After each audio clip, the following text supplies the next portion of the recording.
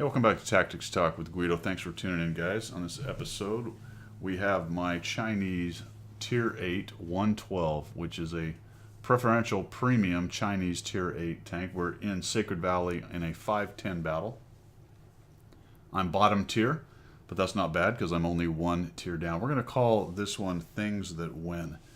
Things that win. So there are the large muscle movement kinds of things that win. Things like initial positioning, reacting to the flow of the battle, even down to mechanical things that win, like having a good aim, aiming for the appropriate weak spots, things like that. Those are all the large muscle memory kind of things, but there are also more subtle things that win, more nuanced things that win. And this particular game has a lot of good examples of some of these things.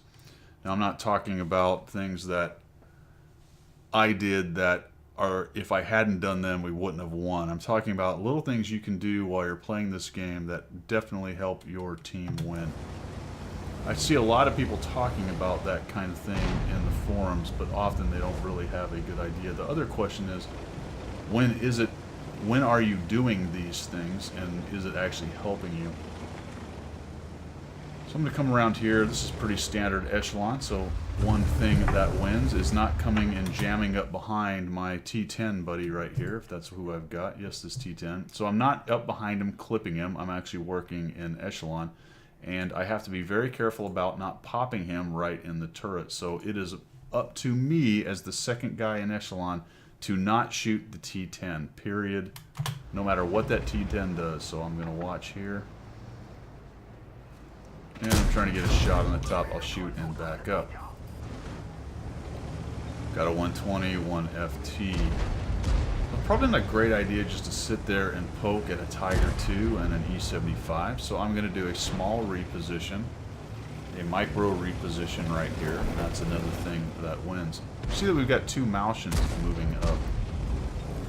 Here they come. And I'll just put a shot into there. I bounce it off his top. Off the top deck. I'm trying to get my heat into that flat spot on his turret. You'll notice that the two Malshans have put themselves in behind these destructible buildings right here. You'll also notice that we're having a big issue over here in the southeast. More than likely we're going to lose over here based on what I'm seeing. Most of our power is up here, and we're not facing a whole lot of their tanks. There's an IS-6B, a Super, a couple Malshans, a Tiger, and the E75 right there. So we have more than enough over here to take care of these guys. So right away, I'm looking at this situation saying, all right, one of the things that's going to win this is we get to deal with these guys fast, and more than likely we're going to have to go back. So we'll take a look at it. Lots of guns in the game right here. Guys shooting the Tiger 2. Look at this 112. He's just staring. Just staring. I'm watching this happen. I think, you know what, let's just get rid of that building. Things that win. There's plenty of guns here. We got lots of guys who can shoot. That building should be gone. We should have already knocked that building down. Quit giving the Malshans the cover. Go ahead and uncover both those guys. That gives us the opportunity to pop out and shoot them at will. I really expected this 112 or somebody else to knock down the building, but they don't do it. I'm trying to work an echelon with this guy, and I'm going to peek through here. Shot. Nope. Not really sure what happened to that shot. I think I bounced. I see the 112 leave, so I'm going to go ahead and just own this corner if he's not going to be there. For a moment, I thought I might be able to get through. And I figured if I didn't, that would happen. So there we go. We've knocked down the building. The little things, right? The little things that win. And as I'm watching this game develop, I can see that we're definitely, as I suspected, having trouble down there at the cap. And we've got to clean these guys up. T30 and IS-6 are pushing in. The T49's come behind the one Malshan. It is time to get down here and get rid of these guys. On the way in, I destroy the buildings that he's covering up with, and that opens him up to being shot at by the guys behind me. And this is a tactical flank of two heavy tanks who would be more than happy to sit there and let us clink away at their front armor if we let them. More than likely, they were probably sitting there going, hey, we're starting to win down there at their cap. If only we can hold on for a little while. So I push in there and help to make sure these guys go down. Meanwhile, most of our team sat back there plinking away. Now this is going to be a very near-run thing. Here's a thing that wins. See that KV-4, the RHM, the T-10? They already headed back well before me. they were not engaged as much as I was, and they were able to turn around. That's one of those things that wins. So now they're lighting up guys down the cap. There goes the 40T, and we are getting just enough resets in here. The enemy team is trying to do one of those things that win. It's a small thing, but it's cutting off the guys who are coming back. Disturb has positioned himself to give guys who are trying to get back to the cap and reset it trouble. I see him doing this, and I figure, well, I've got enough guys popping the dudes on cap who are out in the open. So I'm actually going to get around here and see if I can't get rid of or harass this 103-0 so that he can no longer do things like kill our guys who are attempting to get in there and reset the cap.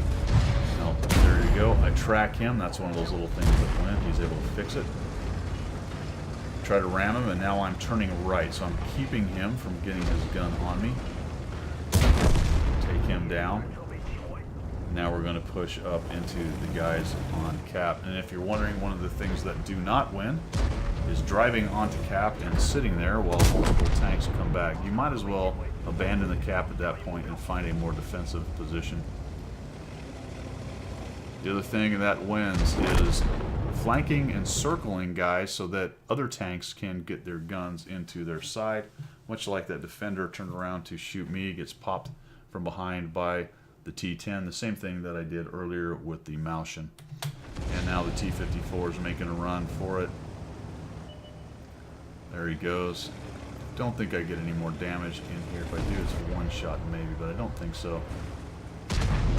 Down he goes, and they eventually track down the artillery. So to recap, there are the big muscle movements, the initial positioning. So my initial positioning was to take the heavy to what I consider to be the most important terrain. However, they overmatched us down on what is typically the second most important terrain down the southeast. That bore watching, which we did.